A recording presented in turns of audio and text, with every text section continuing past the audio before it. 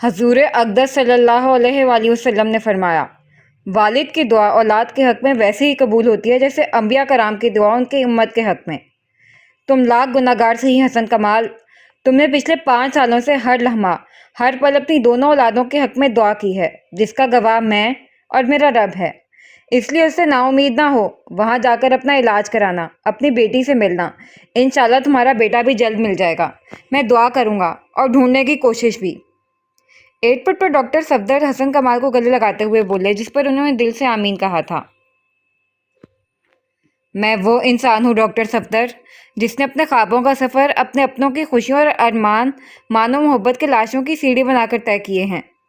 और आज उस खोखली कामयाबी की ऊंच मंजिल से नीचे नज़र डालूं तो सिर्फ धुंध ही धुंध नज़र आता है, और उस धुंध में मैंने अपनों को हमेशा के लिए खो दिया है। और अगर पीछे देखूं तो सिर्फ पछतावा ही पछतावा मेरा मुंतज़िर है। मैंने सब अपने हाथों से ख़त्म कर दिया। हसन कमाल डॉक्टर सफदर से अलग होते हुए उदासी से बोले, ये उदासी, बेचैनी, इज़्तिराब, पछतावा, शर्मिंदगी, महरूमी पिछले 10 साल से उनकी ज़ात का हिस्सा थी। मोहसिन कमाल की गैर मुतवक्का मौत ने उनकी आंखें खोल दी थीं।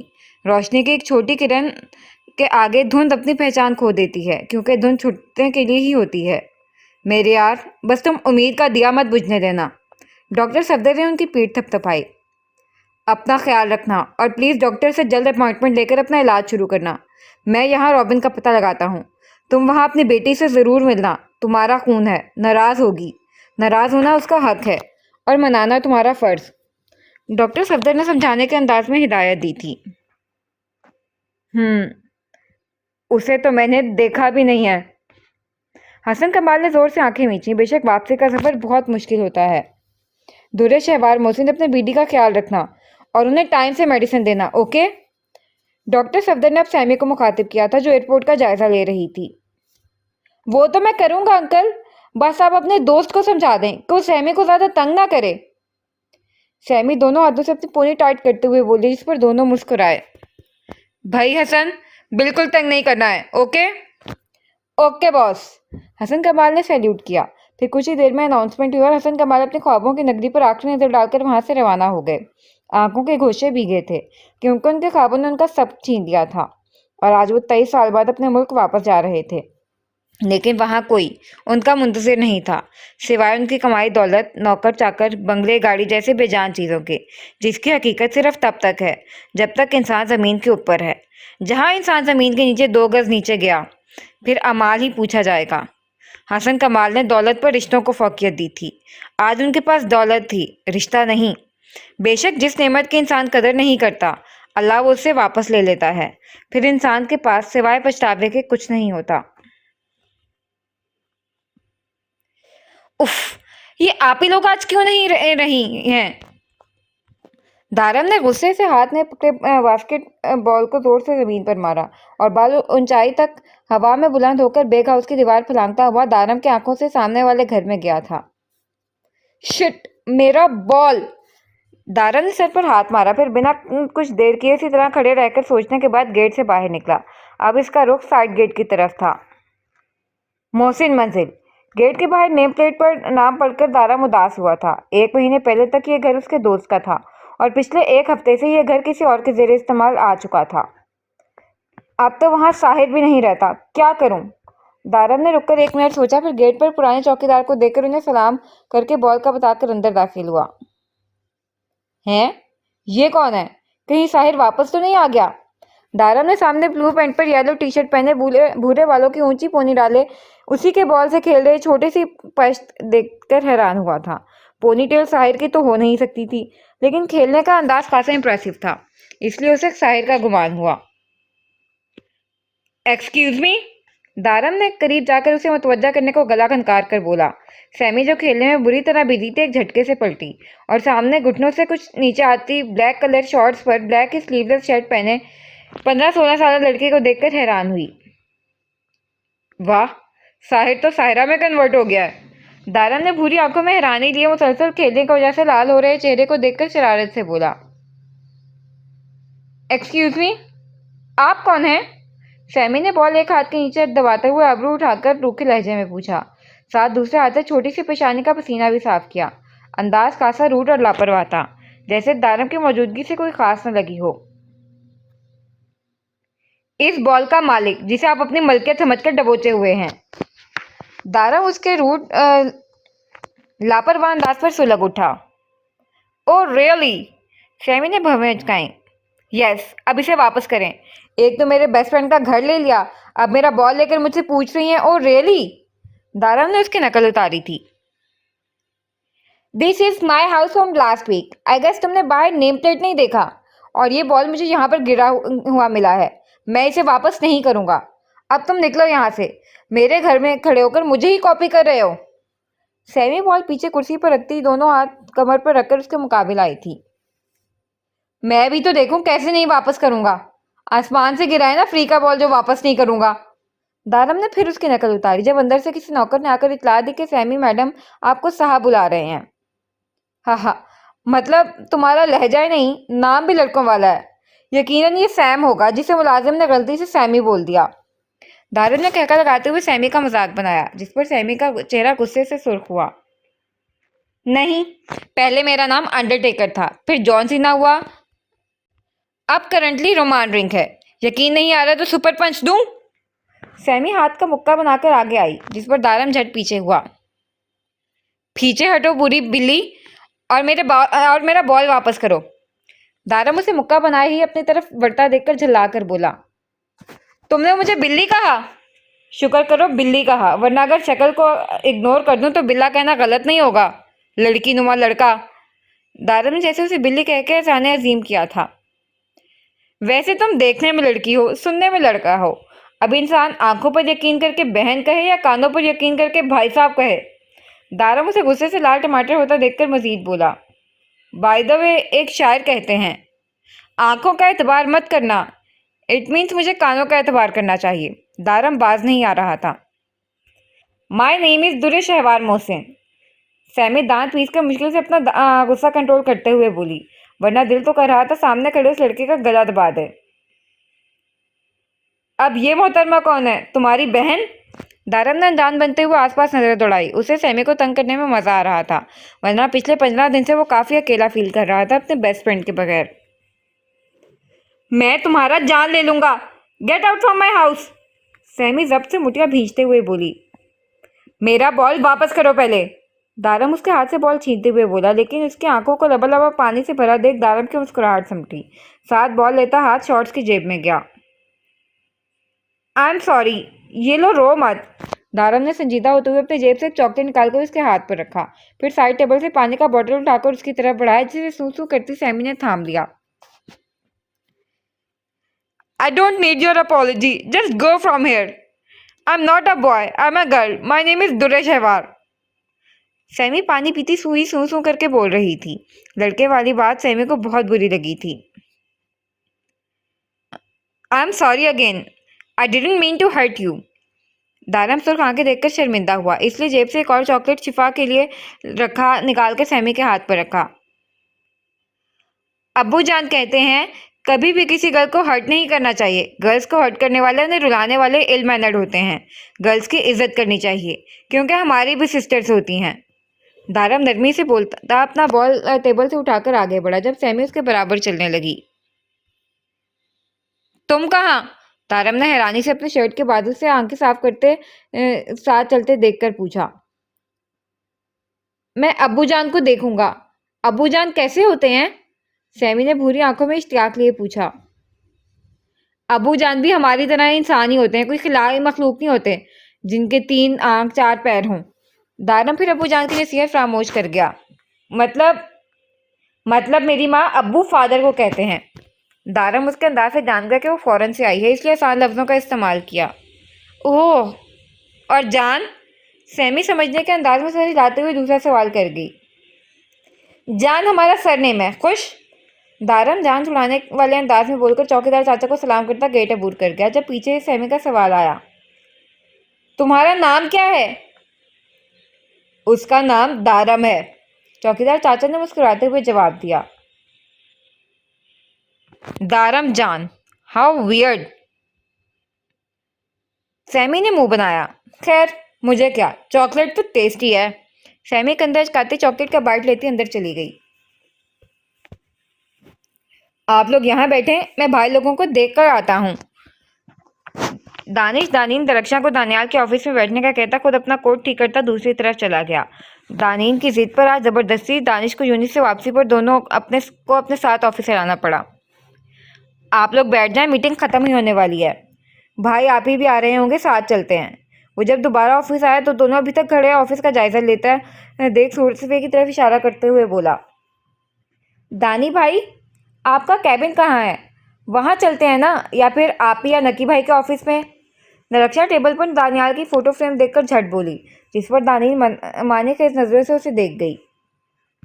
2 दिन पहले ही दानील को आफरीन बेगम से मालूम हुआ था कि दरक्षा के लिए दानियाल का रिश्ता आया था, जिस पर अम्मा जान लोगों ने सोचने का वक्त मांगा है। यूं तो दानियाल और उसकी फैमिली खुली किताब की तरह उनके सामने थी। दानियाल इकलौता था, ना भाई ना कोई बहन। ऊपर से दानियाल के वालिद बहरोज साहब के जिगरी यार थे, पर यहाँ बेटी का मामला था, इसलिए सोचने का वक्त मांगा। लेकिन दानीन तो उसी दिन से दरक्षा को छेड़ने का काम शुरू कर चुकी थी। अभी ऑफिस आने में भी ज्यादा हाथ दानीन का ही था। दरक्षा ने तो बारहा इनकार किया था आने से, लेकिन दानीन तो दानीन थी। क्यों? दानियाल भाई का ऑफिस इतना शानदार है, यहाँ क्या प्रॉब्लम है? देखो सोफा भी कितना सॉफ्ट और फ्रेश है, वो भी तुम्हारे फेवरेट ब्राउन कलर का। दानीन आंखों में इशारा किए सोफे पर हाथ फेरते हुए बोली, नहीं कोई प्रॉब्लम नहीं है, बस मुझे दानी भाई लोगों का ऑफिस देखना था इसलिए। दरक्षा दानिश के सामने कोई उल्टी सीधी बात अफोर्ड नहीं कर सकती थी, इसलिए ज़बरदस्ती मुस्कुरा कर बोली, वरना दिल तो कर रहा था कि दानीन की मक्कारी पर उसका मुंह नोच ले। एक्चुअली भाई के ऑफिस में कुछ क्लाइंट बैठे हैं, आप ही भी वहीं भाई लोगों के साथ हैं, सो आई थिंक यही जगह ठीक है। दानिश शाइस्तगी से बोला, एंड तुम्हारे फिरंगी भाई का कोई ऑफिस नहीं होगा, या हो भी सकता है, सुना है ऑफिस में किचन भी होता है ना? दानी ने अपनी शरारती आंखें दानिश की हरी आंखों में गाड़ते हुए बोली। ये और बात थी कि दूसरी ही पल से अपनी आंखों का जाविया दिल की बढ़ती स्पीड को मद्देनजर रखते हुए बदलना पड़ा था। ऑफिस का तो पता नहीं, लेकिन मैं जो घर खरीदने वाला हूँ उसका किचन काफ़ी बड़ा रहने वाला है, ताकि आपको कोई प्रॉब्लम ना हो वहाँ हमारे लिए खाना बनाने में। दानिश की नजरें चुराने पर मज़े से उसे छेड़ गया। देखो अंग्रेजी बाबू। दानी ने उंगली उठाकर टेबल से कमर टिकाए चेहरे पर खूबसूरत मगर चढ़ाने वाली मुस्कुराहट लिए खड़े दानिश की तरफ बढ़ी। फिर अंग्रेजी बाबू, मेरा ख्याल है मुझे एक वॉइस रिकॉर्डर लेकर घूरना चाहिए, ताकि आपके मुंह से मेरे लिए ये फूल झड़े, मैं इसे भर आंटी को सुनाने के लिए मखसूस रख सकूं। दानिश ने अब दोनों बाजू सीने पर बांधकर उसे मजीद आग लगाई। तो तुम्हें क्या लगता है मैं तुम्हें आप जनाब कहूंगी? इतने कोई तुम आइंस्टाइन की औलाद लगे हो ना जो मैं तुम्हें दानिश कहूँ? अंग्रेजी बाबू फिरंगी ही सूट करता है तुम पर। दानी सुलग उठी थी। हाँ तो आप भी कोई प्रिंसेस है ही नहीं है जो मैं आपको दानीन कहूँ। Red chilli drama queen suit ही करता है आप पे। दानिश भी दूबदू बोला। माशाल्लाह माशाल्लाह, आप दोनों को एक दूसरे के नाम के मतलब भी मालूम है। अगर थोड़ी सी और तकलीफ और करते हुए जहन पर जोर डालें तो ये भी याद आ जाएगा कि आप लोगों के निकाह को मुश्किल से आज 1 महीना 7 दिन हुए हैं, और आप लोग ऐसे लड़े हैं जैसे बचपन से एक खोटे से बांधे हुए हों। दरक्षा ताली बजाते हुए दोनों के बीच आई। तो तुम दानिश भाई से कहो ना, दानी मुंह बनाकर बोली। मैं आपका भाई नहीं हूँ, माइंडेड। दानी झट बोला और बात में अपनी उलियत पर खज्जल होकर सर झुकाने लगा, जिस पर न चाहते हुए भी दानीन के गाल लाल हुए थे, जबकि दरक्षा ने दूसरी तरफ मुंह करके अपनी हंसी का गला घोटा था। Wow what a pleasant surprise. Daniyal office दाखिल होता ताली बजाकर बोला था, क्योंकि दाखिल होते ही उसकी पहली नज़र हल्के येलो कलर के चूड़ीदार शलवार में घुटनों तक आती फ्रॉक में सर पर अच्छे से दुपट्टा लिए दरक्षा पर ही गई थी, जिसे वो पिछले 1 महीने से शिद्दत से याद कर रहा था। सरप्राइज मैंने ही दिया है डियर ब्रदर, अगर आप मुझे भी देख लें तो इनायत होगी। वो दानीन ही क्या जो किसी को बख्श दे। दानीन की बात जहाँ दानियाल खज्जल हुआ था, वहीं दरक्षा झटके के साथ सोफे से खड़ी हुई थी, जबकि दानिश ने सिर्फ उसे घूरते हुए दांत कचकचाए थे। थैंक यू देन, सरप्राइज वाकई सरप्राइजिंग था। दानियाल दरक्षा के बुखलाए हुए चेहरे को नजरों के सार में लेते हुए बोला। आखिर दानीन कहते किस बला को हैं, इनका हर काम ही ऐसा होता है।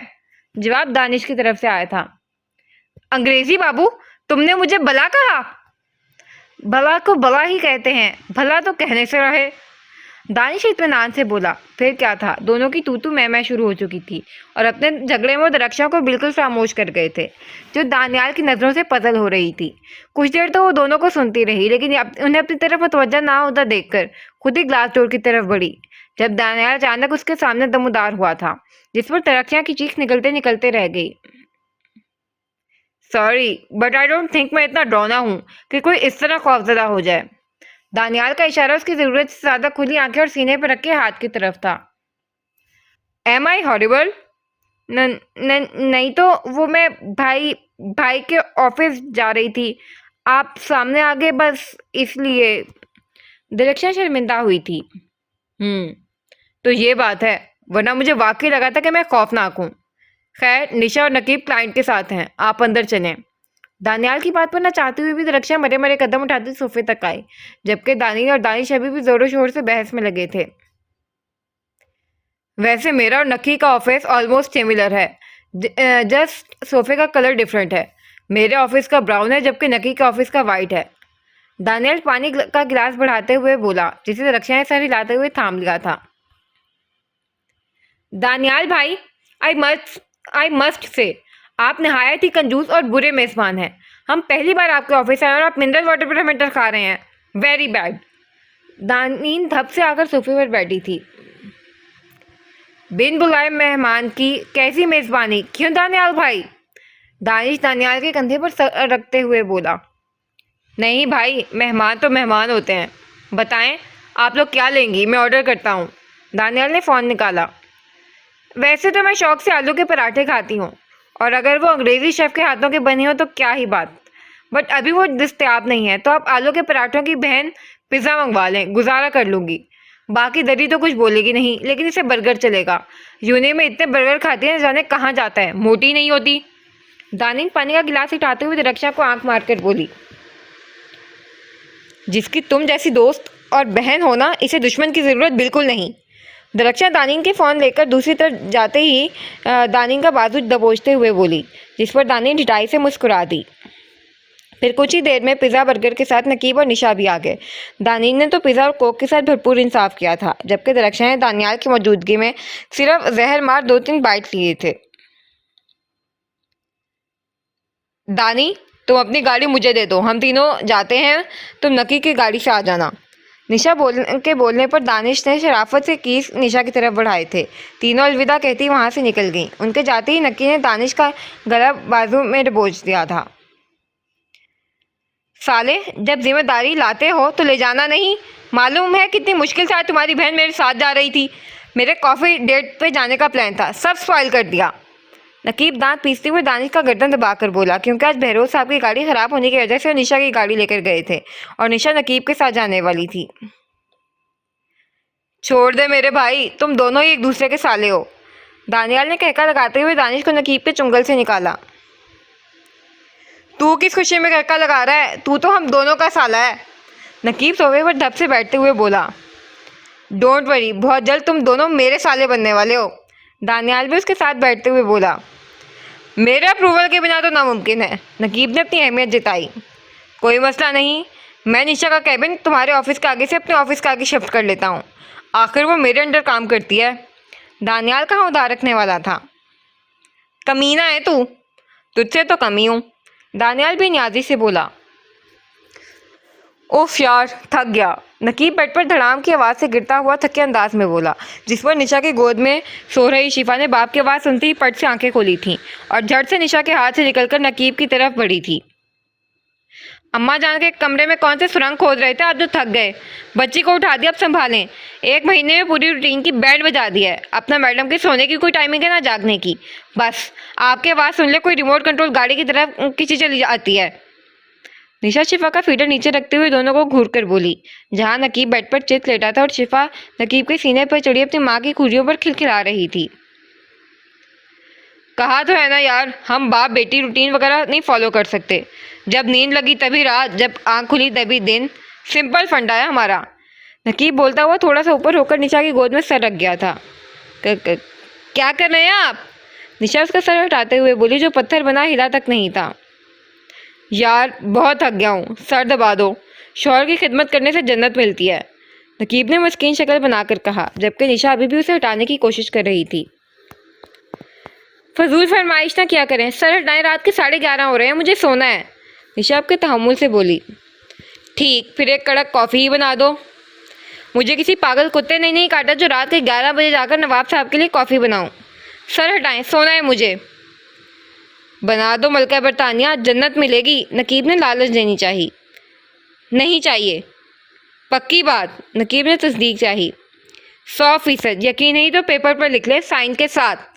निशा कितत भरे अंदाज में बोली। मर्जी है तुम्हारी, मुझे इल्ज़ाम ना देना ठरकी छिछोरे का। नकीब ने बोलने के साथ पीछे निशा की गर्दन में हाथ डालकर इसे अपने ऊपर झुकाया और अगले ही लम्हे नकीब के लब निशा की अर्कलूत पेशानी को छू रहे थे। सोच लो, कॉफ़ी नहीं तो शहद से ही।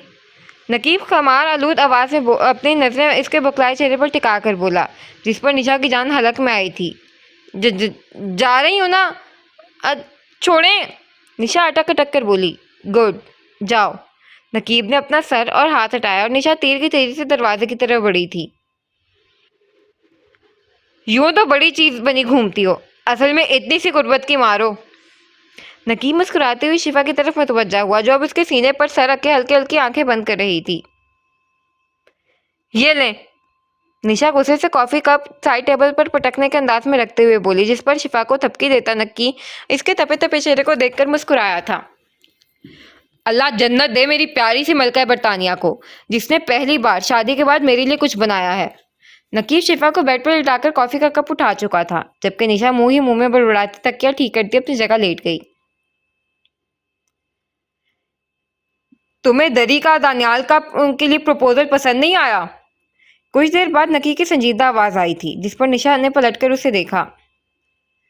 वेल, अम्मा जान लोग कल आंटी लोगों को जवाब देने वाले हैं, इसलिए पूछ रहा हूँ। चौंका तुम दरमियान में उठ गई थी। नकीब ने सफाई दी। मैं शिफा को सुलाने के लिए वहाँ से चली आई थी। अदरवाइज दानियाल भाई का प्रपोजल दरी के लिए परफेक्ट है। हमारी फैमिली उनकी फैमिली को बचपन से जानती है और मैं भी पिछले 3 सालों से उनके साथ हूँ और नेचर वाइज काफ़ी अच्छे हैं वो। फिर आपके तो बेस्ट फ्रेंड हैं, आप बेहतर जानते होंगे। निशा शिफा पर कंफर्टर ठीक करते हुए संजीदगी से बोली।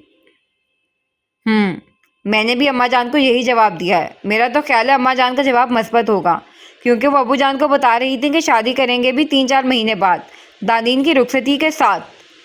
नकीब शिफा की तरफ हटते हुए बोला। शिफा को करीब करते उसने निशा के भूरे बालों में अपनी उंगली चलाना शुरू की थी। जानता हूँ आज ऑफिस में एक साथ 3-3 मीटिंग अटेंड करके थक गई हो। ज़्यादा ना सोचो, आंखें बंद कर लो, आराम महसूस करोगी। नकीब आहिस्ता आवाज़ में फिक्रमंदी से बोला, जिस पर निशा बिना बहस की आंखें बंद कर की और नकीब न जाने कितनी देर तक अपनी नींद से बंद होती आंखें ज़बरदस्ती खोले उसे सुकून पहुंचाता रहा। दारम जान, दारम जान। शाम के वक्त सब गार्डन में बैठे पड़ रहे थे जब नकीब और निशा शिफा की उंगली पकड़े उसे चला रहे थे। जब गेट की तरफ से आती आवाज़ पर सबने चौंक कर पीछे देखा और दारम ने ज़ोर से अपनी बुक अपने सर पर मारी थी। स्कूल में क्या कम था जो यहाँ भी मुझे एम्बेरस करने चली आई? दारम रूहान सा हुआ था। Hello everybody, myself Sammy. क्या आपने दारम जान को देखा है? सैमी ने गार्डन की कुर्सियों के पास आती अपनी तारुफ देते हुए सवाल किया था। दारम का चेहरा पुख्त में होने की वजह से सैमी उसे पहचान नहीं पाई थी, जबकि दूसरी तरफ सिवाय दारम के 5 नफूस मुंह खोले अपने सामने खड़ी छोटी सी लड़की को देख रहे थे, जिसने घुटनों से कुछ नीचे आती ब्राउन शॉर्ट्स पर white half sleeve T shirt पहनी थी। भूरे बाल की ऊंची सी पोनी बनाए भूरी आंखों में इश्तियाक लिए एक एक को देख रही थी और आखिर में उसकी नज़र नकीब पर पड़ गई थी, जो सेंटर टेबल पर शिफा को बैठाकर, जबकि उसकी भी हैरान नजरें सैमी पर ही थीं। हम सब ने दारम को देखा है, बट हमारा छोटू सा दारम शहजादा किसी की जान है, ये बात अभी हमारे इल्म में आई है। क्यों गाइस? दानीन दारम को कोहनी मारते हुए बोली। अरे नहीं, दारम किसी की जान नहीं है और उनका सरनेम जान है, शहजादा नहीं।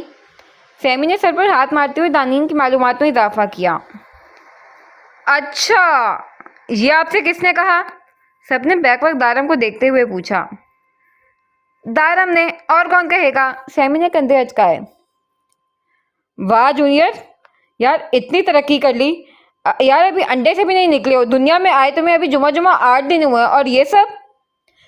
नकीब ने दारम के चेहरे से बुक उठाते हुए उसे छेड़ा था, जिस पर दारम तन करता सैमी की तरफ बढ़ा। भूरी बिल्ली, झूठ तो ना बोलो, मैंने कभी बकवास की थी? अभी स्कूल में समझाया था ना, मेरा नाम दारम है। बोलो, ये फजूल का धक्का ना लगाओ। दारम दांत कचकचा कर बोला। तुमने उस दिन गेट पर नहीं बताया था कि जब मैंने तुमसे पूछा था? सैमी ने फौरन जवाब दिया। तो आज सुबह जो बताया था कि मेरा नाम दारम है, दारम कह के मुखातिब करो, वो याद नहीं? टॉप फ्लोर खाली है क्या तुम्हारा? दारम जिद हुआ क्योंकि सभी उसके पीछे खी कर रहे थे और ये सर फिर लड़की दलील पर दलील दिए जा रही थी। डॉक्टर अंकल कहते हैं सबका फुल नेम से कॉल करना चाहिए, इसलिए मैं तुम्हें दारम जान ही कहूंगा और तुम भी दुरे मोहसिन शहवार कहो मुझे, सैमी ने हुक्म सुनाया। जूनियर, बड़ा लकी है तू यार। हम अगर जान लफ्ज इस्तेमाल में ला लें तो क़यामत बर्पा हो जाती है, लोग बच्चे की जान लेने पर तुर जाते हैं। नकीब ने कनकियों से निशा को देखते हुए ठंडी आ भरी। भाई प्लीज यार, दारम ने हाथ जोड़े।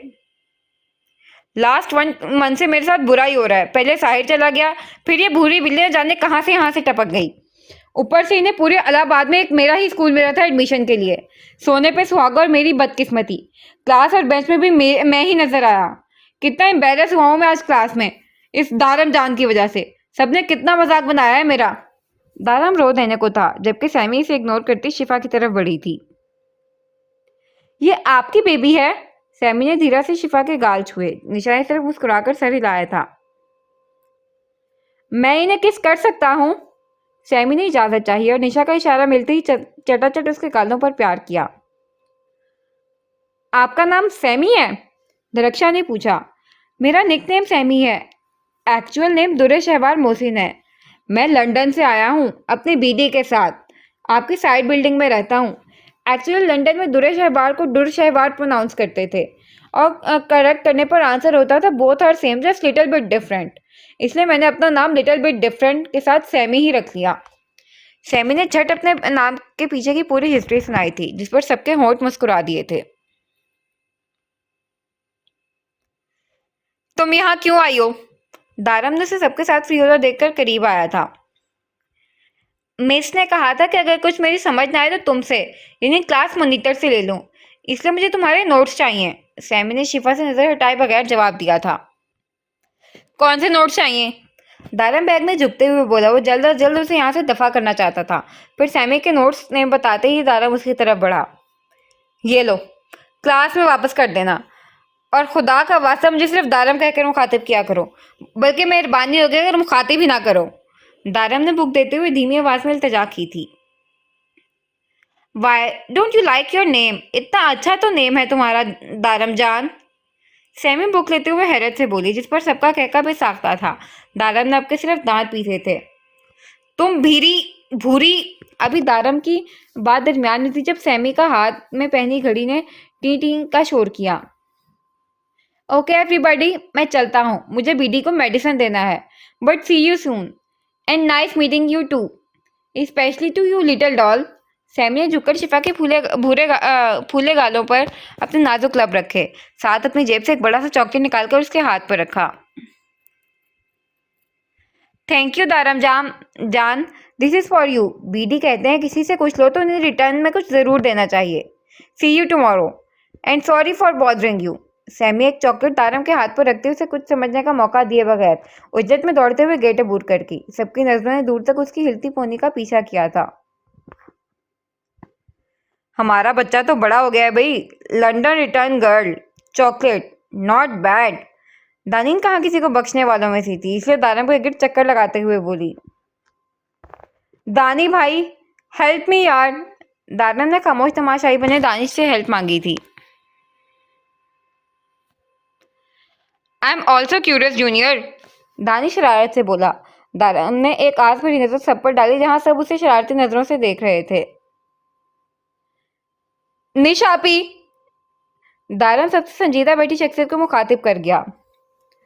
अरे बच्चा शर्मा रहा है। दानी इट्स इनफ, आकर प्रॉब्लम सॉल्व करो, इम्तिहानात होने वाले हैं। निशा की संजीदा आवाज पर दानी कुर्सी की तरफ बढ़ी, लेकिन फिर क्या, दिमाग में समाई दारम के पास आकर जोरों शोर से गाने लगी। तुम जान जान कह के मेरी जान ले गए, फिर क्या था, अब गार्डन में दारम पीछे पीछे और दानील आगे आगे। इस अजीब से चूहे बिल्ली के खेल को ने सबको बहुत हैरान किया था, जबकि शिफा मैडम दोनों हाथों से ताली मारती खिलखिला रही थीं। अम्मा जान ने दानियाल के घर वालों को मस्बत जवाब दे दिया था और अगले महीने होने वाले फाइनल इम्तिहानात को मद्देनजर रखते हुए बड़ी तकरीब की झंझट में पड़े बगैर अगले हफ्ते घर पर ही छोटी सी तकरीब में मंगनी की रस्म करने का फैसला किया। इसलिए आज दानियाल की मामा दरक्षा को अपने साथ शॉपिंग ले गई थी और सदा की पढ़ाई चोट दानीन को दानिश के साथ अकेले यूं आना पड़ा। अभी वो दोनों यूनि ग्राउंड में आमने सामने बैठे थे। दानिश उसे नेक्स्ट डे होने वाले टेस्ट का इम्पोर्टेंट प्रॉब्लम समझा रहा था और दानीन प्रॉब्लम पर ध्यान दिए बगैर उसके सुर्खों सफ़ेद हाथ को देख रही थी। साथ साथ बीच में एक नज़र अपने गोद में रखे गंदुमी हाथ पर भी डाल लेती। न जाने क्यों आजकल वो अपना और दानिश का मवाजना करने लगी थी। वो जो हमेशा लापरवाह रहने वाली थी, किसी चीज़ को सीरियस नहीं लेती थी, आजकल उसे दानिश के सुर्खों सफ़ेद रंगत को देखकर एहसास से कमतरी का शिकार हो रहा था। जबकि दानील का कलर भी साफ था, लेकिन दानिश का रंग बेइंतहा दूधिया था। आई नो मेरा हाथ बहुत खूबसूरत है, बट एग्जाम में प्रॉब्लम सॉल्व करना है, वहाँ मैं आपको अपना हाथ नहीं दे सकता, ना ही मेरे खूबसूरत हाथों पर वहाँ कुछ लिखना है। So concentrate. दानिश बुक से पेन हटाए बगैर मसरूफ अंदाज में बोला। खुशफहमी। दानील ने जैसे नाक से मक्खी उड़ाई। खुशफहमी नहीं, सही फहमी, मैंने कई बार नोटिस किया है। दानिश बुक पर पेन रखते हुए पूरी तरह उसकी तरफ मुतवज्जे हुआ। निशा के बाद दानिश वो पहली लड़की थी जिसे वो हक से रातन देखता था। वो तो बस ऐसे ही नज़र पड़ जाती है, मैं कोई जानबूझकर नहीं हारती। दानी ने उसके मजबूत अंदाज पर गड़बड़ाई। वैसे मामा बताती हैं बचपन में मेरा रंग भी बहुत साफ था, बिल्कुल आप ही और दरी की तरह, लेकिन बाद में मैंने धूप में खेल खेल कर अपना रंग जला लिया और मेरी रंगत ऐसी डल हो गई। वैसे भी गोरे लोग मुझे भूत लगते हैं, मुझे मेरा कलर कम्बिनेशन ही पसंद है। अम्मा जान कहती हैं सांवले रंग में कशिश होती है। अंगूर खट्टे हैं। दानी ने अपनी धुन में बोली जा रही थी जब निस्वानी आवाज़ पर सर उठाया और वहाँ आसमा को देखकर उसका हलक तक कड़वा हुआ था। मेरा मतलब है, बात तो तुम सही हो, हमारे पूरे खानदान में इस मामले में तुम पीछे रह गई। अस्मा का लहजा कुछ अजीब सा था, जिस पर दानीन के चेहरे पर साया सा लहराया, जो दानिश को बिल्कुल अच्छा नहीं लगा। इसलिए उसने अस्मा से उसके आने की वजह दरियाफ्त की। ये फोटो कॉपी कराने थे, इम्पोर्टेंट क्वेश्चन लिस्ट के हैं, अगर आप ला दें तो। अस्मा ने चंद पेन किए पेपर्स दानिश की तरफ बढ़ाए, जिसे पकड़कर दानिश उठने लगा जब दानी ने सूरज से उसका बाजू थामा था। पहले मुझे क्वेश्चन एक्सप्लेन करो। फोटोकॉपी की दुकान भागी नहीं जा रही और ना ही कल इम्तिहान है, और वैसे भी ज़ेरॉक्स सेंटर लड़कियों के जाने पर कोई पाबंदी भी नहीं है। दानी ने अस्मा को घूर कर बोली। इसे शुरू दिन से अस्मा दानिश के आसपास बर्दाश्त नहीं होती थी। हाफ एंड आवर से एक्सप्लेन कर रहा हूँ, आप ध्यान ही नहीं दे रही। 5 मिनट इंतज़ार कर लो, मैं वापस आकर शुरू से समझाता हूँ। दानिश ने ज़ेरॉक्स की शॉप पर नज़र डाली, जहाँ कुछ लड़के खड़े नजर आए। वो धीरे से दानीन का हाथ हटाते हुए बोला, लेकिन दानीन को दानिश की हरकत बहुत ग्राह गुजरी, इसलिए आपके इसने दोनों हाथ से दानिश की कलाई पकड़ी। ये इंतज़ार तुम इससे कहने का कहो, और मुझे क्वेश्चन एक्सप्लेन करो, वरना मैं नहीं पढ़ी तुम्हारे पास। दानीन के अंदाज में हक धोस की सूरत में बोल रहा था। As you wish. दानिश ने लापरवाही से कंधे अचकाकर अपने दूसरे हाथ से दानीन का हाथ हटाया। दानिश का शफाफ हाथ ऊपर से उसकी लापरवाही पर दानीन के दिल में टेस सी उठी, जबकि अस्मा फातिहाना नजरों से उसके धुआं होते चेहरे को देख रही थी। अगर किस्मत के जोर से कोई खूबसूरत चीज़ आपकी गोद में गिर जाए तो ज़रूरी नहीं वो आपकी मलकियत है और आपका उस पर हुक्म चलेगा। कुछ हक मजबूरी में भी मिलते हैं, उन्हें जताया नहीं निभाया जाता है, जैसे दानिश निभा रहे हैं। दानिश के जाती अस्मा दानीन के मुकाबले आई। मतलब दानिश और खुद का मुवाजना करना है तो सिर्फ रंग रूप के पैमाने पर क्यों कर रही हो? किसी भी एंगल से देख लो, तुम में और दानिश में ज़मीन आसमान का फ़र्क है। दानिश जीनियस है, तुम झल्ली हो। दानिश नाम हमेशा मार्क्स लिस्ट के टॉप पर होता है और तुम्हारा बॉटम से जस्ट 2-3 नेम ऊपर। दानिश जितने लायक स्टूडेंट हैं तुम उतने ही नालायक। दानिश पैदा ही इंग्लिश टाउन में हुए हैं और तुम 2 मिनट इंग्लिश में बात कर लो तो गनीमत। गर्ल्स, दानिश आसमान है तो तुम ज़मीन हो। दरक्षा वो अस्मा अपने धुन में बोली जा रही थी। दानीन का चेहरा जिल्लत और गुस्से से सुर्ख हो गया था। तुम कहना क्या चाहती हो? दानिश जब्त से मुठ्ठियां भींचते हुए बोली। बस इतना दानिश बहरोज बेग, तुम बेचारे दानिश पर अपना हक जताया करो। उस बेचारे की शराफत क्या कहो या बेग हाउस और उसके मकीनों की मोहब्बतों का कर्ज उतारना, जो वो तुम्हें बिना पेशानी पर एक बल डाले झेल रहा है। वरना ज़बरदस्ती मुसल्लत की गई शय लोग कम ही बर्दाश्त करते हैं, अव्वल तो कबूल ही नहीं करते। अस्मा सफाकी से बोली। बकवास बंद करो। दानिश ने ये निकाह अपनी मर्जी से किया था, कोई ज़बरदस्ती नहीं थी उन पर। दानिश मजबूत लहजे में बोली। रियली? ये तुम मुझे धोखा दे रही हो या खुद को दिलासा? अस्मा ने कहका लगाया। वो शुरू से दानिश से खार खाती थी, लेकिन दानिश से निकाह के बाद वो जलन महसूस करने लगी थी, क्योंकि रोज़े अव्वल से उसे दानिश पसंद था। दफा हो जाओ यहाँ से, ये सब तुम्हारी वजह से हुआ है, अगर तुम्हें याद हो तो। अच्छा, लेकिन मैंने तो सब वहीं क्लियर कर दिया था। ताया जान ने सब होने के बाद खुद ही तुम दोनों के निकाह का ऐलान कर दिया था, वो भी दानिश से पूछने की जहमत किए बगैर। इस जमाने में तो लोग अपनी औलाद पर भी ऐसे फैसले मुसल्लत नहीं करते जैसे ताया जान ने दानिश पर किया था। अस्मात बड़े ताक का निशाने लगा रही थी। भाई और आपी ने दानिश से बात की थी। दानी ने दब्बू सी दलील दी। पहली बार इसके पास अस्मा का मुंह बंद करने के लिए अल्फाज नहीं थे। वो तो वैसे भी तुमने ये बात नोटिस की होगी, दानिश भाई स्पेशली आप ही को बहुत मानते हैं। ये डायमंड रिंग भी तो उन्होंने तुम्हें आप ही के कहने बल्कि डर से दी है। अस्मा ने आखिरी दाव खेला। इसके बाद दानीन के पास बिल्कुल अल्फाज खत्म हो गए थे। वो बिल्कुल साकित हो गई थी। ये ले, हो गया।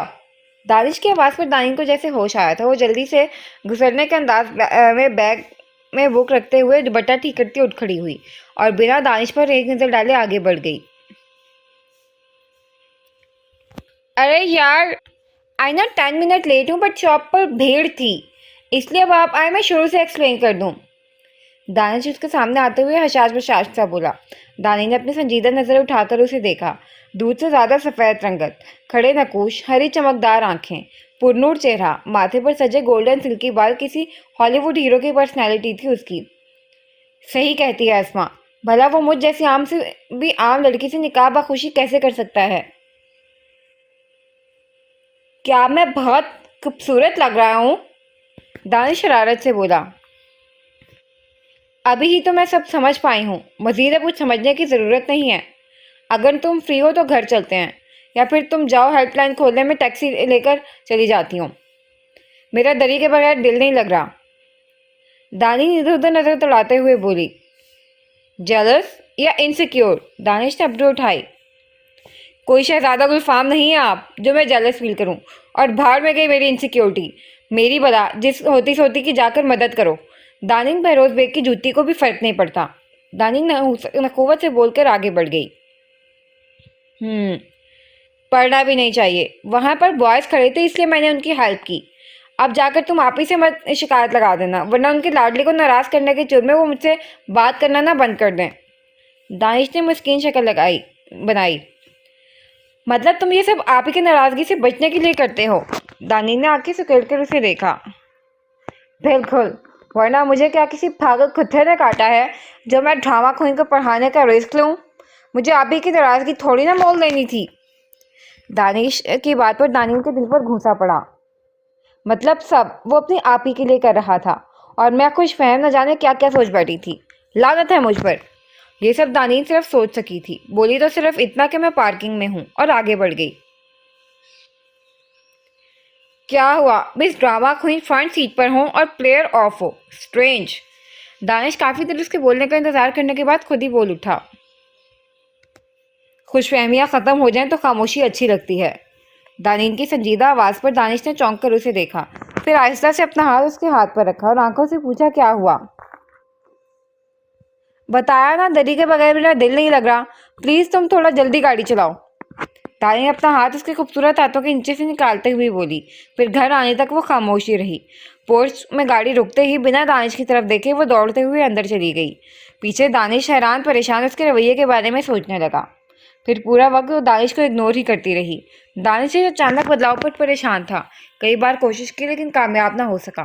फिर उसने सोचा कि रात जब वो चाय देने आएगी तब पूछ लेगा, लेकिन ना चाय आई ना दानी। What's wrong with you red chilli? उसके इंतजार में थककर दानिश ने आंखें बंद कर ली थीं। वैसे भी रात के 12 बज रहे थे और दूसरा दिन इतवार का था। कल बात करने का सोच के वो नींद की वादियों में उतर गया। आज इतवार था, इसलिए निशा नकीब से पहले जाग गई थी। शिफा को तैयार करके बाहर देने के बाद वो शॉवर लेने गई थी। अभी वो शॉवर लेकर निकली थी, एक नज़र बेड पर फैलकर सोए हुए नकीब पर डालने के बाद दुपट्टा सोफे पर रखती आराम से अपना बाल ड्रायर से खुश कर रही थी, जब अचानक किसी ने पीछे से इसे अपने मजबूत बाजुओं के हसार में लिया था। इतने जालिम ना बनो, कुछ तो मुरव्वत सीखो। तुम पे मरते हैं तो क्या मार ही डालोगे? इतना हसीन मंजर मुझ मासूम की संडे वाली बेफिक्र नींद को आग लगा गया है। बहुत जालिम हो, और रात तुम्हारा एहसास नहीं सोने देता। सुबह तुम खुद सरापा इम्तिहान बनी हो। अब मैं मासूम जाऊं तो कहाँ जाऊं? नकीब ने अपनी नींद से बोझल होती आवाज में शिकवा किया। यूं तो हर सुबह खूबसूरत होती है, लेकिन आज की सुबह की बात ही कुछ और है। मुझे मालूम होता है कि सुबह तुमसे पहले जाकर मैं इतना खूबसूरत समा मिस कर रहा हूँ। तो नकीब ने आगे अल्फाज बोलने की बजाय निशा के कंधे पर नाक रगड़ी थी, जिस पर जी जान से कांप उठी निशा। साथ ड्रायर भी छूटकर जमीन पर बोस हुआ। तुम हमेशा से इतनी खूबसूरत हो या मुझे लगती हो, समझ नहीं आता, लेकिन तुम बहुत खूबसूरत हो। नकीब खुमार आलूद आवाज में बोलते हुए निशा के नम बालों में मुँह छुपाने लगा। निशा जो इस अचानक इफ्तितार पर इस कदर बौखलाई थी कि वजाहिमत भी नहीं कर पा रही थी। ऊपर से नकीब के बढ़ते गुस्ताखियां उसके हवास हलब कर रहे थे। टांगें अलग कांप रही थीं। अगर नकीब का हिसार मजबूत और तंग ना होता तो वो भी टायर की तरह जमीन पर पड़ी होती। तुम मुझे माफ क्यों नहीं कर देती यार? मैं तुमसे बहुत प्यार करता हूँ। 8 साल पहले वो सब मैंने जानकर नहीं कहा था। उस दिन मैं शदीद जहनी इंतशार का शिकार था। मुझे कोई होश नहीं था मैं क्या बोल रहा हूँ, क्या कर रहा हूँ। मैं गुस्से में भी तुम्हें हर्ट करने के बारे में सोच नहीं सकता। तुम तो मुझे बचपन से जानती हो। हम बचपन से लड़ते आए हैं। क्या कभी हमने एक दूसरे को हर्ट किया है? निशा उसके हिसार में साकत थी, जो उसके कंधे पर थोड़ी टिकाए भारी गंभीर आवाज में अपनी सफाई पेश कर रहा था। निशा, मुझे उसी दिन, बल्कि जस्ट 10 मिनट्स बिफोर, अम्मा जान ने बताया था हमारे निकाह का, और तभी तुम कमरे में वो सब लेकर आ गई थी। तुमसे बेहतर मेरी इस वक्त की मेंटल कंडीशन कोई नहीं समझ सकता। नकीब अब मजीद उन बेवजह की दूरियों का कायल नहीं था, इसलिए निशा की खामोशी महसूस करके सब कह डाला। निशा, आई लव यू। नकीब निशा की शफाफ गर्दन पर अपने पुरइज्जत तब रखते जब निशा तड़प कर उसके हिसार से निकली थी। हद में रहें आप। निशा हलक के बल चिल्लाई। बेशक नकीब का लफ्ज लफ्ज सच्चाई की तस्दीक कर रहा था। नकीब की सफाई ने भले ही जल्दी पर ठंडी फवार का काम किया था, लेकिन वो जहरीले अल्फाज जहन के पर्दे पर दोबारा ताज़ा हो गए। तुम शायद भूल रही हो, जहाँ तुम्हारे गुरेज की हद ख़त्म होती है वहीं से मेरे इख्तियारात की हद शुरू होती है मिसेस। लेकिन क्या है ना, मैं अपने असूलों से मजबूर हूँ, जिसे मेरी तलब से ज़्यादा तुम्हारी इजाज़त से मतलब है। पुअर नकीब दूसरे ही पल उसके कमर के गिर्द हसार बांधते हुए मजलूमियत की तस्वीर बना। देखें, मौका तो दो, देखना ही तो चाहता हूँ। नकीब की टोन अब भी वही थी। द, द, देखें देख निशा के कुछ बोलने से पहले ही वो इसके चेहरे पर झुका था, लेकिन निशा की मुसलसल मुजाहिमत ने दरमियान में वक्फा 15 से 20 सेकंड से ज़्यादा नहीं होने दिया था। आप आप निहायत ही फजूल इंसान हैं। निशा अपने मुंह पोंछते हुए वॉशरूम की तरफ बढ़ी। गुस्सा और हया से इसका चेहरा गुलजार हो रहा था। मैंने बिना इजाज़त कुछ नहीं किया, तुमने ही देखने की इजाज़त दी थी। पीछे से नकीब ने हाथ लगाई, लेकिन जब तक निशा ने धड़ाम की आवाज़ से दरवाज़ा बंद कर दिया था। फजूल, बेहुदा, बदतमीज, ठरकी, छिछोरा, गंदा इंसान। निशा वॉश बेसिन पर झुक्की बड़बड़ाते हुए रगड़ रगड़ कर अपने चेहरे से इसका दहकता दम साफ कर रही थी, जो हो ही नहीं रहा था, बल्कि जलन बढ़ती ही जा रही थी। अब आएगा मज़ा। बड़ा शौक है ना आपको निशा से उलझने का। निशा स्विच ऑफ करती दोनों हाथ झाड़कर अपने चेहरे को टॉवल में रगड़ते हुए वॉशरूम से निकली। सामने प्यारी सी मुस्कुराहट सजाए खड़े नकीब को मुकम्मल इग्नोर करती वार्डरोब की तरफ बढ़ी, क्योंकि मुसलसल पानी के छींटे मारने से कपड़े गीले हो गए थे। मिलेगी हमको भी अपने नसीब की खुशियाँ, बस मुंतजिर हैं कि कब ये कमाल होता है। नकीब दरवाज़ा बंद करने से पहले उसे आंख मारकर शेर पढ़ना नहीं भूला था। ज़रूर मिलेगी, उसी का इंतज़ाम कर आई हूँ। निशा पूरी स्टार सा मुस्कुराई थी। वैसे भी नकीब की कमज़ोरियाँ निशा से बेहतर कौन जान सकता था। निशा जिस वक्त कपड़े चेंज करके डाइनिंग टेबल पर आई थी, तभी सैमी ने अपने मखसूस फॉरनर लुक में हाई पोनी डाले लदी फंदी मुलाजमा के साथ वहां एंट्री मारी थी। अस्सलाम वालेकुम एवरीवन, आप यहाँ रख दें और जाएं। सैमी मुलाजमा को नीचे रखने का इशारा कर गई। ये क्या है सैमी बेटा? साइमा बेगम ने हैरानी से मिठाई और चॉकलेट्स के बॉक्स देखकर बाकी सब को भी हैरान थे। इस एक हफ्ते में सैमी तकरीबन 5 से 6 बार दारम की जान निकालने आ चुकी थी और अपनी बातूनी तबीयत की वजह से सबसे घुल मिल भी गई थी। मैं बता रहा हूँ अब तुम्हें कोई नोट्स नहीं दे रहा। दारम का उसे देखकर मूड खराब हुआ था। एक हफ्ते में उसका दारम जान लफ्ज़ ने कहाँ कहाँ बेचारे दारम को एम्बैरस नहीं किया था। दारम जान मुझे चाहिए भी नहीं, सैमी मुंह बनाकर बोली। उसके दारम जान पर जहाँ दारम ने मुट्ठियाँ भींची, वहाँ अम्मा जान समेत सबने सर झुकाकर अपनी हंसी को कंट्रोल किया था। अच्छा बेटा, ये क्या है? भैरव साहब ने मुस्कुराकर पूछा। बीडी ने बताया यहाँ किसी के घर खाली हाथ नहीं जाते, और मैं तो 4-5 टाइम्स आपके घर खाली हाथ ही आया हूँ, इसलिए मैंने अपने बीडी से कहकर ये सब मंगाया है। बीडी ने बताया यहाँ जब लोग किसी के घर जाते हैं तो स्वीट ले जाते हैं, इसलिए मैं मिठाई और चॉकलेट लाया हूँ।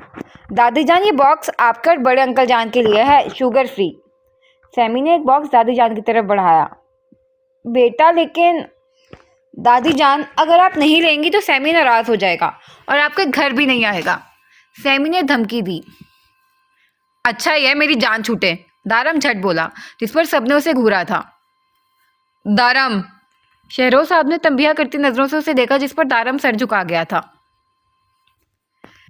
बेटा, आप हमारे घर की बच्ची की तरह हैं, आपको ये सब लाने की जरूरत नहीं। आप ये दादी जान, मैं बता रहा हूँ मैं नाराज हो जाऊंगा, सैमी ने धमकी दी, जिस पर सब मुस्कुराए। एक हफ्ते में ये क्यूट सी लड़की सबको अजीज हो गई थी। दारम जान, ये तुम्हारे लिए बीडी ने स्पेशल भेजा है और थैंक्स भी कहा है मेरी हेल्प करने के लिए। सैमी ने एक चॉकलेट बॉक्स दारम की तरफ बढ़ाया। तुम्हारी समझ में नहीं आया, ये जान वान ना लगाया करो, दारम दांत कुचकुचाकर बोला। तुम दादी जान, अब्बू जान, बड़े अब्बू जान, बड़ी अम्मी जान बोलते हो, वो लोग तो तुम्हें नहीं डांटते, लेकिन मैं तुम्हें दारम जान बोलूँ तो डांट देते हो। आपको पता है बड़े अंकल जान, दारम जान ने ना मुझे स्कूल में भी डांटा था। सैमी मुंह बनाकर बहरोज साहब के साथ वाली कुर्सी पर बैठी। दारम, बुरी बात, वहाँ ये तुम्हारे अलावा किसी को जानती नहीं और तुम इसे वहाँ डांटते हो, शहरोज साहब ने उसे घूरा। अब्बू जान, ये हर जगह बस वही दारम जज्बस हुआ। बेटा, वो यहाँ नहीं रही है, उसे रिश्तों का नहीं पता। आफरीन बेगम ने उसके सर पर हाथ फेरा। अच्छा सैमी बेटा, आपके घर पर कौन कौन होता है? शहरोज साहब ने पूछा। मैं और बीडी, सैमी ब्रेड जैम लगाती सादगी से बोली। वहाँ पर कौन कौन होते थे? मतलब मॉम डैड कोई? वहाँ भी मैं और बीडी ही रहते थे। बीडी कहते हैं मॉम डैड बहुत अच्छे थे, तो अल्लाह जी ने उन्हें हेवन में बुला लिया। आपको पता है हेवन बहुत ब्यूटीफुल होता है, वहाँ सिर्फ अच्छे लोग जाते हैं, like my mom and dad. मैं कितनी लकी हूँ ना। सैमी ने ब्रेड मुंह में डालते हुए सबकी तारीफ चाहिए, जबकि उसके मुंह से निकले अल्फाज ने सबको साकित कर गया। इतनी छोटी सी उम्र में ये मासूम जान यतीम हुई कि उसे उसके माँ बाप तक याद नहीं। अच्छा, आपके बीडी का नाम क्या है, क्या करते हैं वो? बहरोज साहब ने उसके सर पर चपकत से हाथ फेरते हुए पूछा। हसन का। अरे क्यूट गर्ल जान, आप कब आई? सैमी की बात दरमियान में ही थी कि नकीब ने वहाँ एंट्री मारी। वो दारम के छेड़ने के घर से सैमी को जान कहता था। बस अभी आया हूँ, सैमी मुस्कुरा कर बोली। बहुत गलत जगह पंगा लिया है तुमने कद्दू, छोड़ूंगा नहीं मैं तुम्हें, नकीब निशा के पास वाली कुर्सी संभालते हुए बोला। अभी आप मुझे पकड़ने का मौका तलाश करें, निशा पानी का गिलास मुंह को लगाते हुए बोली। मुमानी जान, आज आप लोग लंच खुद ना बनाए, नकी बता रही थी कि वो अपने लंदन देश को मिस कर रहे हैं, इसलिए आज वो हम सबके लिए लंच रेडी करेंगे। क्यों नकी? निशा ने आंखें पटपटाई। दानिश ने उसे बताया था कि नकीब की कुकिंग के नाम से जान जाती है, इसलिए वहाँ कुकिंग दानिश या फिर फ्लैट में मौजूद दूसरे लड़के करते थे। मैंने ऐसा कब कहा? नकीब सदमे से आंखें फैलाकर बोला। उस दिन रात में कॉफ़ी पीते हुए शायद। निशा ने कॉफ़ी पर जोर डाला। एक कॉफ़ी का हिसाब तुम पूरे लंच से निकालोगी बेईमान कद्दू। नकीब ने दांत पीसे, जिस पर निशा ने इस बात में सर हिलाया था। ओके, तुमने कहा था तुम किचन में मेरी असिस्टेंट बनोगी, क्योंकि कुकिंग में तुम बिल्कुल फुहड़ हो। नकीब ने उसे भी साथ घसीटना चाहा। बिल्कुल, मैं ऐसा ही चाहती थी, लेकिन मुझे आज शिफा के लिए सर्दे की शॉपिंग करने जाना है तहमीना के साथ। सो सॉरी, अगर आप कोई और असिस्टेंट ढूंढ लें तो। निशा तो सारा इंतजाम करके बैठी थी। भाई, मैं आपकी हेल्प करा देती हूँ। कब से खामोश बैठी दानी ने लब कुशाई की। मैं भी। दानिश को यही मौका सही लगा था, और ना वो हाथ ही नहीं आ रही थी। ओके, नकीब निशा को घूरते हुए बोला। सॉरी भाई, आप ही जा रही हैं तो मैं शिफा के साथ रहूंगी, आप दानिश की हेल्प ले लें। दानिश संजीदगी से बोलकर शिफा को लेती वहां से निकल गई। दानिश बस उसकी पश्च तकता रह गया। शहनाज। हसन कमाल की नजर गेट पर खड़ी लड़की पर पड़ी तो उन्होंने बस आख्ता दीवार का सहारा लिया था। साथ सर में दर्द की टीस उठी थी और वो सर पकड़कर वहीं बैठते चले गए। अरे अंकल।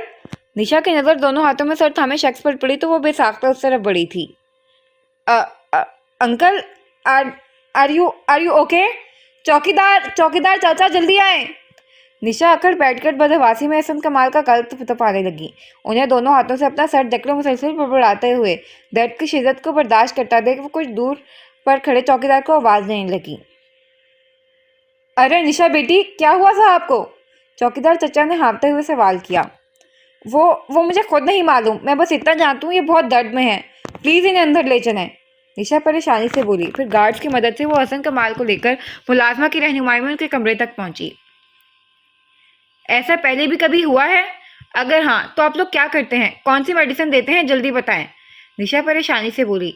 हसास तो वो पहले से ही बहुत थी, लेकिन हसन कमाल का दर्द उसे अपने सीने में होता मालूम हो रहा था।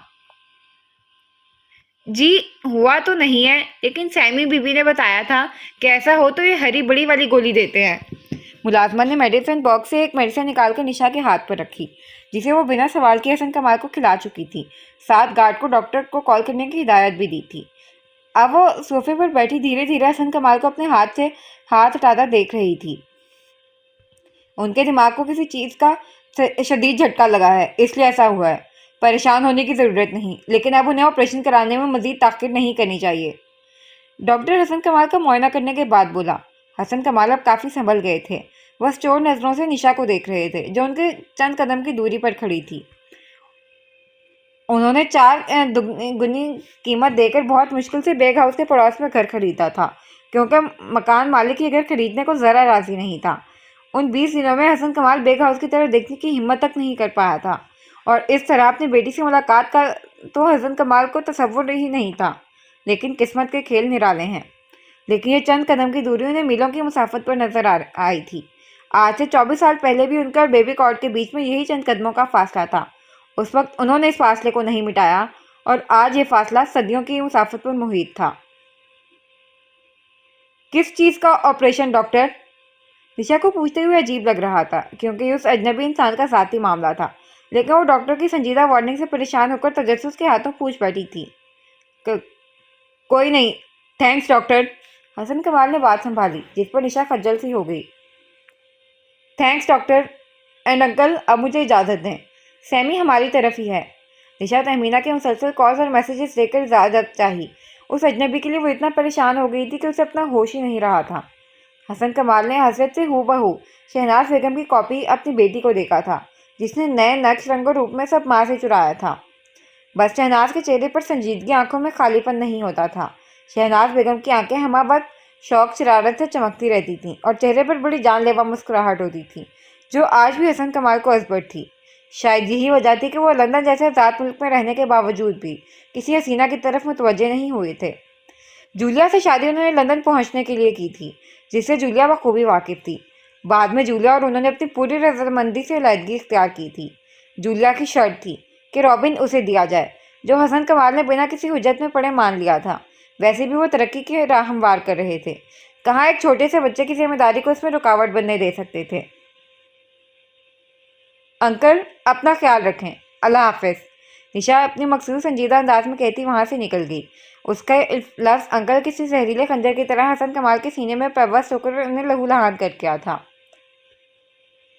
वो काफ़ी देर तक धुंधलाई नज़रों से दरवाजे को देखते रहे, फिर थक कर आंखें बंद कर लीं। नदामत पछतावे के आंसू ने तकिए को भिगोना शुरू कर दिया था। न जाने कैसे मुझे शिफा के बगैर नींद आएगी। ये दानील भी ना कभी कभी अजीब जिद करती है। निशा रात के तकरीबन 11:30 बजे के करीब बड़बड़ाते हुए कमरे में दाखिल हुई थी। आज दानील जिद करके शिफा को अपने पास सुलाने ले गई थी। वजह सिंपल सी थी कि कल मोहतरमा का यूनी जाने का कोई इरादा नहीं था।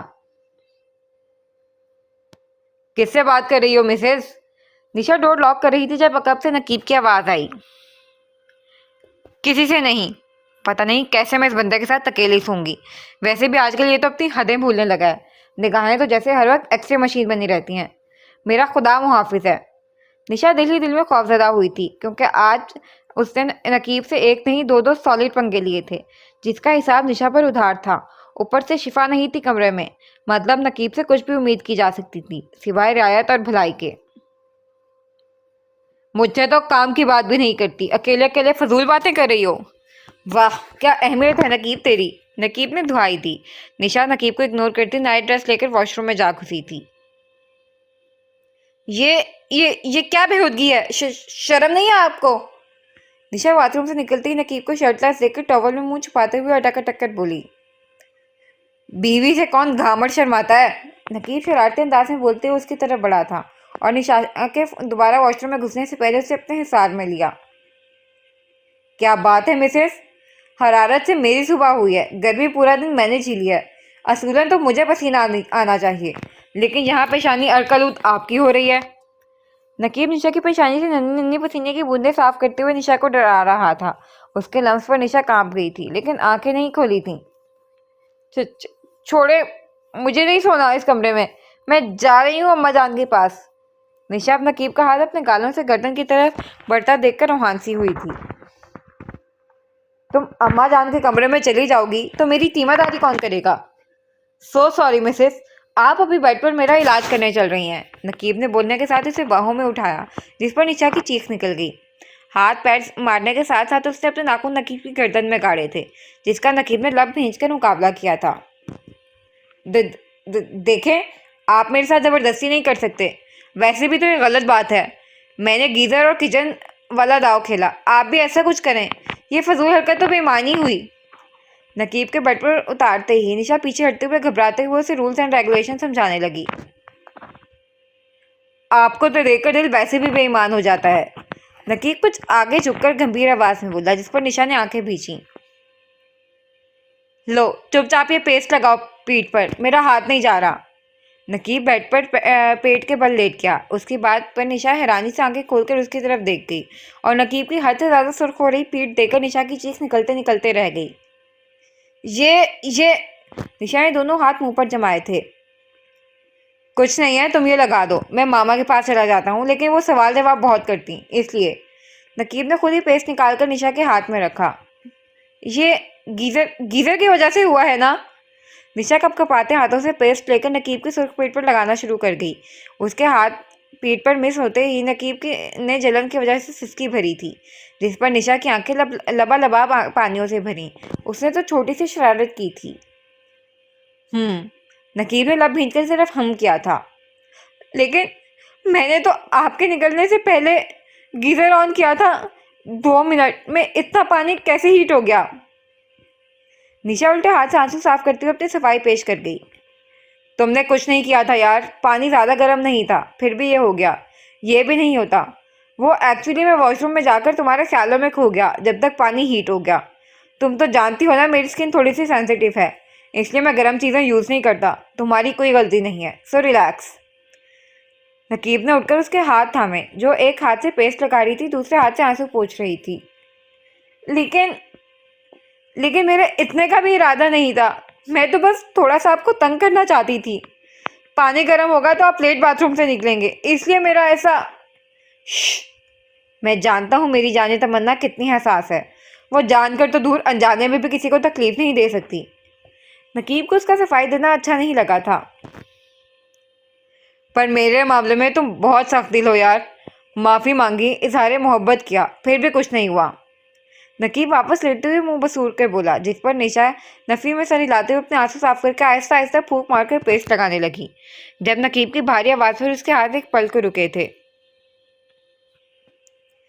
मजबूर हूँ, लाचार हूँ ए जाने तमन्ना, मैं जीने से लाचार हूँ ए जाने तमन्ना, मुद्दत हुई जो मैंने तुम्हें देखा नहीं है, मैं तिश्नाए दीदार हूँ जाने तमन्ना, आंखों में बिठाऊँ या कलेजे से लगाऊँ, मैं तेरा पुरस्तार हूँ जाने तमन्ना, मुझ मुजरिम उल्फत को जो चाहे सजा दो, मैं हाजिर ए दरबार हूँ ए जाने तमन्ना, दुनिया में हसीन एक से है एक हसीन तर, मैं तेरा तलबगार हूँ ए जाने तमन्ना, नादिर व मुफलिस मगर जान भी देकर, मैं तेरा खरीदार हूँ ए जाने तमन्ना। निशा, क्या मैं इतना बुरा हूँ कि तुम मुझे माफ़ नहीं कर सकती? यार मतलब अब तो मैंने पीर मुहिउद्दीन साहब का कलाम भी पढ़ दिया। नकीब ने मस्कीन शक्ल बनाई। आखिर आपको मेरी माफ़ी चाहिए ही क्यों? क्या बदल जाएगा मेरी माफ़ी से? निशा उसकी एक ही रट से स्विच हुई थी। हमारी पूरी दुनिया बदल जाएगी, नकीब झट से बोला था। वो कैसे? निशा ने अब्रू उठाए। तुम अगर मुझे दिल से माफ़ कर दोगी तो तुम्हारे दिल में मेरे नाम की जो बदगुमानी के बादल 8 साल से डेरा जमाए बैठे हैं वो सर पर पैर रखकर वहाँ से दफ़ा हो जाएंगे। फिर तुम्हारे लिए मुझ पर एतबार करना आसान होगा। और एक बार तुम्हें मुझ पर एतबार हो जाए, बाकी प्यार तो मैं ज़बरदस्ती करवा लूँगा। तुमसे आफ्टर ऑल इतना हैंडसम जो हूँ। नकीब ने बिना शर्ट के कॉलर खड़े किए। अपने बारे में काफ़ी गलत फहमी है आपको। निशा इत्मीनान से बोलती बेड से उतर गई थी। ओह मैडम, आप मुझे अंडर एस्टिमेट कर रही हैं। लड़कियां मरती हैं इस हसीन चेहरे पर। ऐसी ऐसी ही क्यों क्यों लगी हैं मेरे पीछे? नकीब गर्दन अकड़ा कर बोला।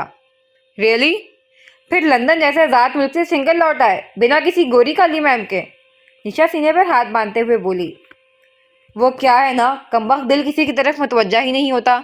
बचपन से सिर्फ एक लड़की पर अटका है, लड़ता भी उसी से है, मरता भी उसी पर है। और उस दिल मलका काफ़ी संग दिल, पत्थर लोहे की दिल वाली जालिम सी है जो उसकी फरियाद को नज़रअंदाज करने में कमाल की महारत रखती है। नकीब उसे बिना कुछ बोले वॉशरूम की तरफ बढ़ता देखकर ऊंची आवाज़ में बोला, लेकिन निशा बिना नोटिस के अंदर दाखिल हुई थी। चूड़ी खनकाई तूने क्यों आधी रात में, दिल को चुराया तूने बातों ही बात में। निशा के बेड पर बैठकर चूड़ियाँ उतारते देख नकीब की उसे लताफ फिर फड़की थी। आप लाइलाज हैं, निशा तकिया ठीक करते हुए तासुब से बोली थी। क्या होता जो कहती लाजवाब हैं, नकीब हसरत से बोला। मैं आपकी तरह पागल थोड़ी हूँ, निशा कंफर्टर में घुसते हुए बोली। नुसरत फ़तेह अली खान साहब ने शायद इसी मूवमेंट के लिए और आप जैसी जालिम महबूबाओं की शान में अर्ज़ किया था, देखो मेरे सर फोड़ने के मरने की अदा भी, वरना मुझे दीवाना बनाना ही नहीं था। ला हौल पड़े, शैतान आया हुआ है बेग साहब, निशा साइड लैंप ऑफ करते हुए बोली। तुम्हारी नींद में डूबी हुई आंखों की कसम, हमें ये जिद है कि जागूं भी जगाऊं भी। नकीब ने कंफर्टर हटाकर निशा के दोनों आंखों पर बारी बारी लब रखे, फिर आहिस्ता से उसे अपने हिसार में लिया। नकी ये मेरी बेटी को तुम अपनी नंद को दे आई हो, जानती हो ना हम बाप बेटी एक दूसरे को हक करके सोते हैं। सो खामोशी से सो जाओ, मैं शरीफ बच्चों की तरह सो रहा हूँ। वैसे भी आज मुझे माफ़ी मिली है, कुछ रायत तो मिलनी चाहिए। नकीब ने खुद ही सारे फैसले कर लिए थे, लाचार निशा को उसके हिसार में ही सोना पड़ा।